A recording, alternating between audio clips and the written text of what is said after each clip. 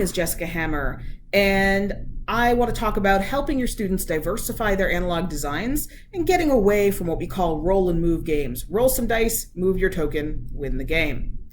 And we're going to do this by centering our designs around verbs. This comes from Clark and Anthropy's game design vocabulary, and they have this great insight that games are about actions that players take. Verbs describe actions, so we can actually start to understand games in terms of verbs. For example, if you think about Mario, some key verbs there are jump and run. In board games, key verbs might be roll and move, though what we want to do is be more interesting than that. So you are going to do an exercise with your students that starts with generating verbs. And here's a list of some verbs that have come out of my own classes when we use this exercise that are really sort of interesting and fruitful for design. But you should actually let your students come up with their own list and direct them through your sort of level of excitement toward verbs that are sort of maybe unusual, and avoid verbs that are really about movement, because any verb that's about movement is going to give them the freedom to go back toward, oh, well, we're just moving our token around the space. What I like to do is just go with the students and make a list on a whiteboard and capture all of their verbs, and then maybe select out some verbs that we're going to work with together, both to do the exercise and then also to have them make some prototypes that help them explore this idea of verb-based game design. So the next thing that you're going to do with the students, once you have a list of verbs that are sort of rich and juicy, you want to start exploring those verbs and thinking about what they mean in the context of a game. So for example, who or what is doing the verb? Is it the player who's currently active, who's interacting with the game? Is it another player who's sort of, it's not their turn maybe, but they're watching and they can intervene to do this verb?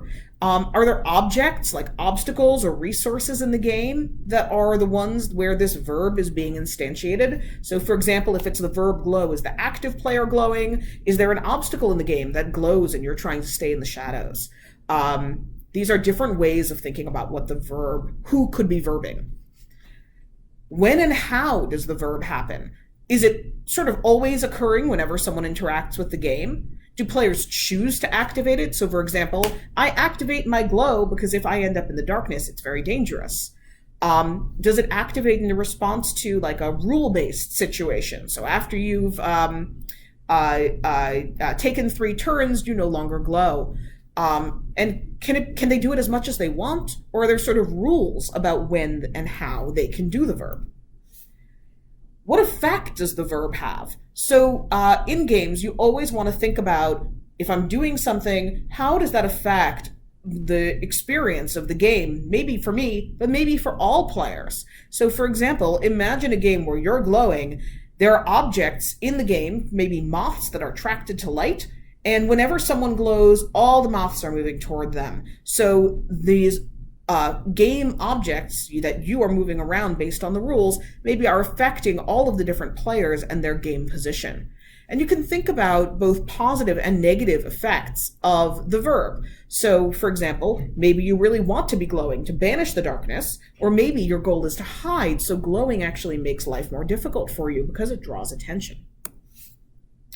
Finally, how is this verb represented in your game? It's probably going to be represented in the students' game rules, or at least it should be.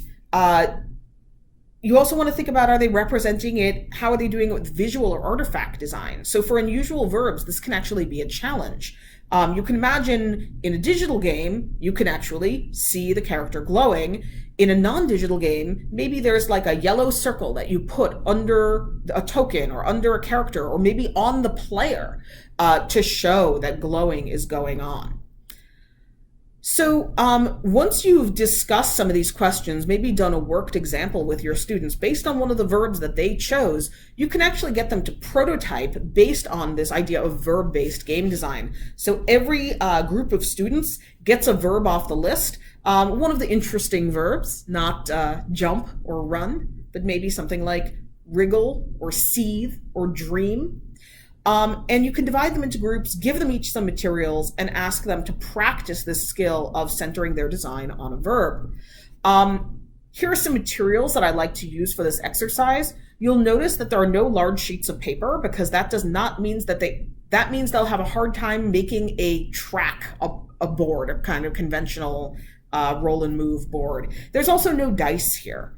And no meeples or character tokens. So the idea is you're giving them materials that are a little bit challenging or hard to work with, and that suggest other prototyping avenues. These are some of the things that I use in my own classes. And finally, you want to give them feedback. So as you're going around, some of the things that you want to be looking for are whether they're really using the verb as a verb. So is it something that an actor in the game, either controlled by a player or controlled by game rules, is doing, or are they just using it as sort of a name for an item? And obviously you want to push them toward the former. You also want to help them maybe consider a diverse range of ways that verbs can be instantiated in their game, because of course it doesn't have to be just one thing. If my character can glow, my avatar, my token, whatever it is, that doesn't mean nothing else in the game can glow. So you can sort of push them to more deeply integrate a given verb into their designs. I hope you have a great experience with this exercise. I love doing this with my students. It's super fun, and I hope you have an equally good time with yours. Happy designing, and thanks for participating in the Global Game Jam.